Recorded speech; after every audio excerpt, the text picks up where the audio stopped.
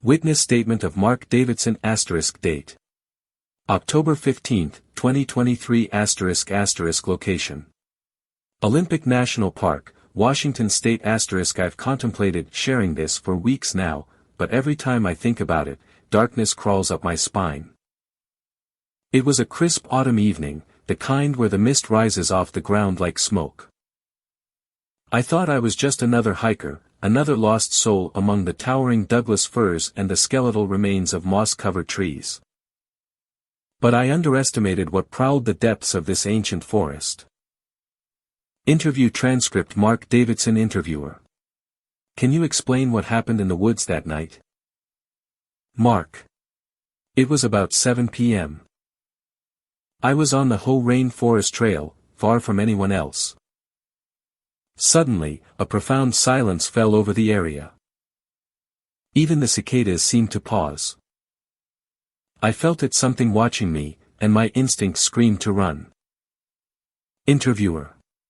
What did you see next? Mark. That's the thing.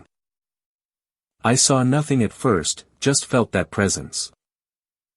Then, out of the corner of my eye, I spotted movement near a grove of alders. At first, I thought it was a deer or bear. But when I turned, I froze. It stood at least 8 feet tall, a monstrous figure cloaked in shaggy, dark fur that seemed to absorb the meager light.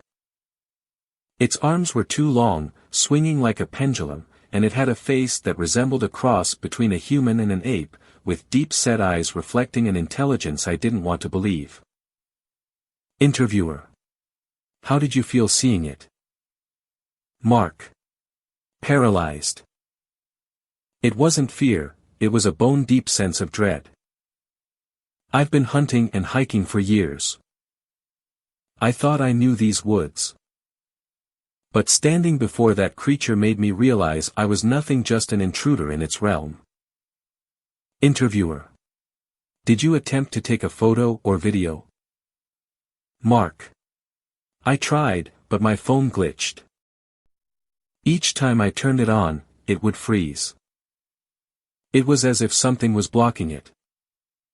This wasn't just a phenomenon of the woods, it felt deliberate. Then it stepped closer, and I noticed its hands were not like ours, large, with unnaturally thick fingers. The stench of it was unbearable, it reeked of wet earth and decay. Interviewer. What happened next? Mark. I stumbled backward, almost tripping over a root. It stopped, tilting its head, studying me as if weighing my worth. There was a moment, one brief sliver of connection, and I understood. I didn't belong here. It turned and vanished into the underbrush without a sound. The air returned, filled with the chirping of insects. But something was wrong, I could hardly breathe. Interviewer. Have you had any lingering effects since the encounter? Mark. Yes. Nights are the worst. I can't sleep without hearing breaking branches or whispers of the wind. My dreams are filled with that creature, its haunting gaze locked onto me. I keep seeing it out of the corner of my eye, shadows moving just beyond my vision. Last week, I found something on my porch, long, dark hair caught in the slats. I burned it. But the lingering thoughts, those nightmares, they're etched in my mind. Interviewer. Do you have any physical evidence? Mark. I took a cast of a footprint huge, at least 18 inches long, deep enough that my boot could barely nestle next to it. I thought it was enough to convince a skeptic. But after sharing it, experts dismissed it. The science doesn't support my account, and the deeper I dug, the more my sanity felt fractured. Interviewer. What do you think it was? Mark. I don't know. The tales of Bigfoot? They used to feel like urban legends. But this. Now it haunts my reality. The darkness that surrounds it isn't just the woods, it feels like it permeates through me. Interviewer.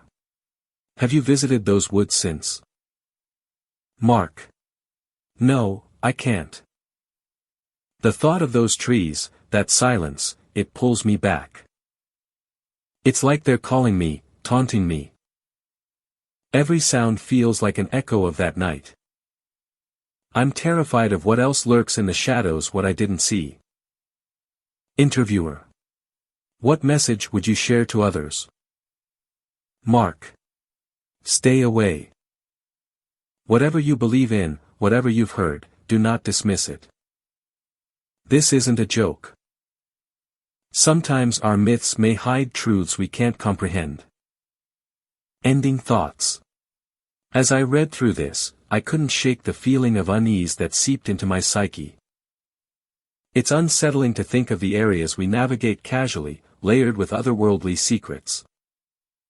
The silence Mark felt in the forest, the dismissals of disbelief, the horrifying conclusion that some things are meant to be left undisturbed, it lingers. Could it be that in our search for understanding, we inadvertently invite the very horrors we fear?